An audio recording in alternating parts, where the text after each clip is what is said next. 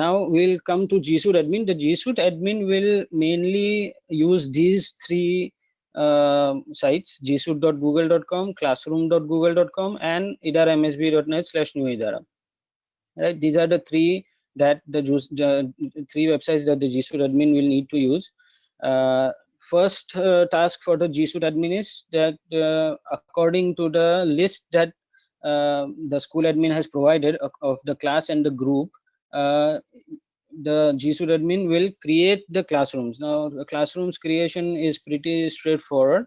I'll just go to a Gsuite Admin login. 1 second. Okay, this is a Gsuite Admin login, and creating a class, just click on the plus sign over here. There is one join class, create class,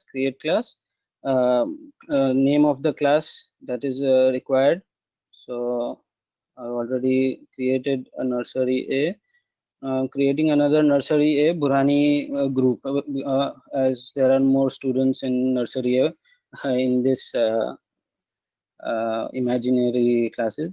So I'll just create another group. Section and room can also be added and create. Okay. I've already done this actually. I'll just go with this.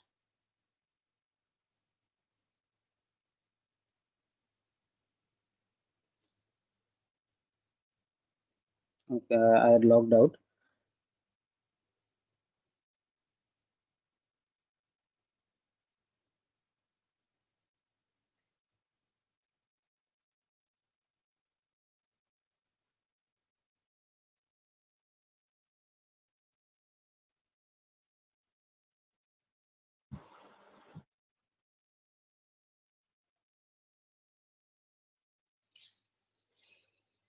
Okay, that's an error that we get if we are logged out. So just refresh the page and you'll find out if that's the problem or not. And you can create the class again, because I had logged out from to show that Gmail thing earlier. So here you will be able to create nursery, any other, and you can add the section subject room accordingly, however you want. And it's pretty straightforward. But here what we have seen on other Google Classrooms and some of the seminars that we had attended, and some of the best practices that other centers, MSB centers, are doing already, that they have there are two types of classrooms that they are creating. One is option 1, which is class and then group wise classrooms. That's the option 1. This is ideal for smaller aged students. If the primary section and the pre-primary section can be, the classrooms can be created by option 1, that each class has a group, and within the class there are subjects. Okay, the option 2 is that you create a class, and then for each class you create different classrooms for the subject as well. For example, in higher classes, 5 onwards, that's recommended by many of the seminars that we attended, that if you are creating a class 5 class, and then you can create classrooms for each of its subjects, suppose for maths.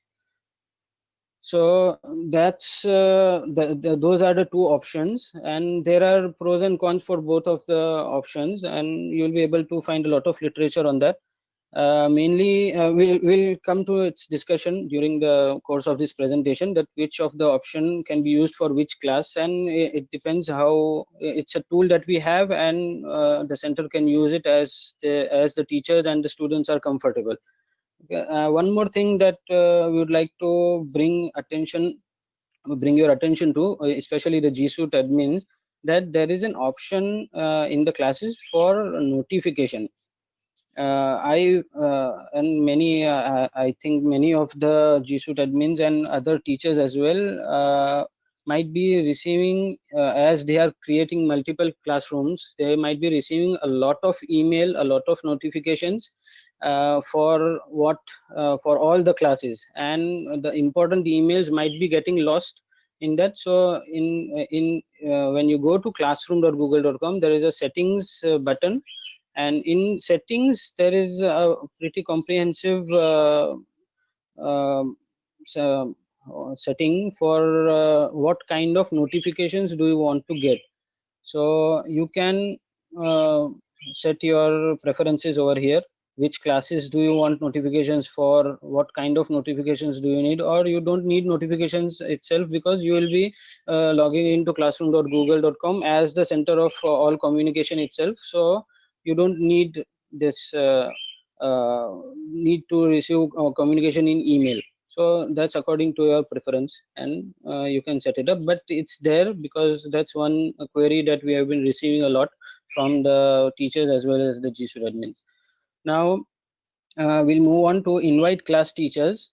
The next part that the Gsuite admin has to do is invite the class teachers. First, what the Gsuite admin will have to do is get the teachers list from the super admin and from the school admin, sorry, and invite class teachers according to whichever option they have opted for during the classroom that they have created. You can invite class teacher if you have gone for option 1, where you are creating classes for each class. And if you are creating classrooms for each subject, then you will need to invite all the subject teachers. So here if the workload kind of increases, if you are going for option 2, you will need to invite all the subject teachers to all the subjects. So that's that work kind of increases there, but there are pros and cons for both of the methods. To invite the teacher, it's we'll just uh, we just created this nursery Burani, and in people you can go to people and teachers, and here you can type in the teacher's email address, and they can be invited. It's pretty straightforward over here. Okay. So you will need the teachers list and the email address list you might need from the school admin before you are able to do this. Then this part, the import students part comes, and here a set of instructions has been sent to the dashboard of all Gsuite admin, and on the Gsuite admin dashboard they have been given a link from where they can import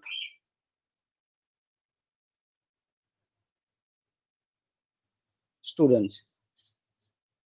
So when you go to this link, you will need to do two type of logins. First, you will have to log in with or ITS details, because we want connection with either iMSB.net software, and then you will need to log in with your at msbinstitute.com account as well, because we need connection with the Gsuite account. And once you have done that,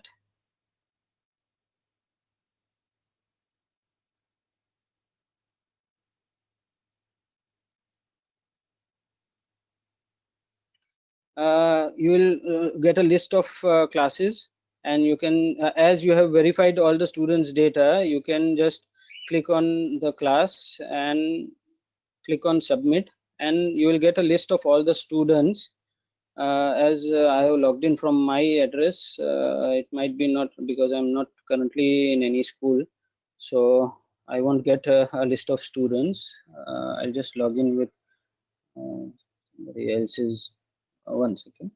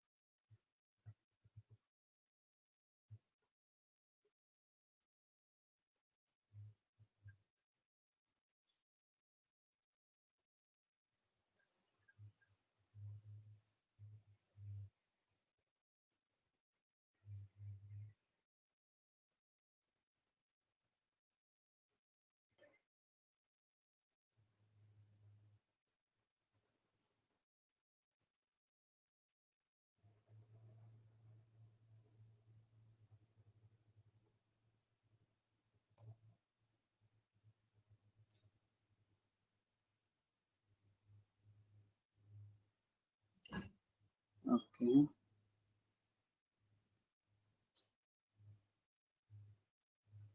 Hello. Can you see? Yes, the screen is back up. I have logged in from Bangalore's login right now, and as you can see over here, any class that you select, suppose nursery you are selecting, you will get a list of students. Nursery doesn't have any students right now, so we'll go with LKG. LKG has this list of students, and they have already created their student account, so I won't be able to see it over here, but you will get a checkbox for all the students, and you can select all from here and create accounts. Once you click on create accounts, all the accounts will be created, and you can check it on your Gsuite account. You can go to gsuite.google.com, and here there is admin console, and in admin console you can click on users, and you will be able to see all the, these are some dummy addresses that I created. All the addresses that have been are created or not, you will be able to check over here if all the students have been created over here or not.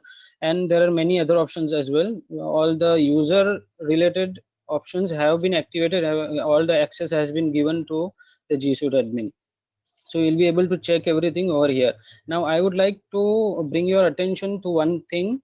If you will search on Google itself, you will be able to find this, that Google takes 24 to 48 hours to grant access across all platforms. So if you have created a student right now and you try to add that student in the classroom, it might show that there is no such student, because if the student has been created right now only, that's why it takes about 24 to 48 hours. That's what Google has officially stated in the documents, that it takes them this much time to grant access across all platforms. What we can do to expedite this process is we can log in. If you give the login to the students or their parents, and if they log in even once and accept the terms and conditions, it gets activated immediately.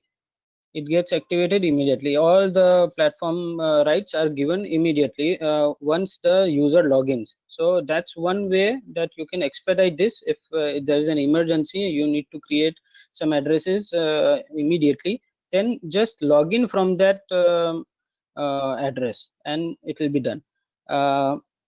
That's what one of the task has been done. Now the other task that need to be done by the Gsuite admin is the default student account details are ITS number @msbinstitute.com, that is the username, and the password is msb123456. That's the default. The first time any parent or student logins, they'll be asked to change their password, and they'll be able to change their password. So you will need to send these details to all the students. That's a task for the Gsuite admin. They can take help from the school admin and get this done. That all the students need to know this, that their default, that their ITS number is their login username, and their password is this. And it's highly recommended that you set up a communication system for the students to contact Gsuite admin in case of forgotten passwords, because the Gsuite admin has the right to reset their passwords. We have set their recovery email addresses as we have done with teachers' email addresses, but a lot of data, we have created around 6,000 email addresses for the students currently. Out of that, only about 1,800 to 1,900 students have recovery email addresses, according to valid email addresses, according to what the data is in idaraiMSB.net. So this will be something that the students might contact the school for often, and only the Gsuite admin has the rights to reset the passwords of the students. So there will need to be a good robust communication system for the students to reset their passwords. Now class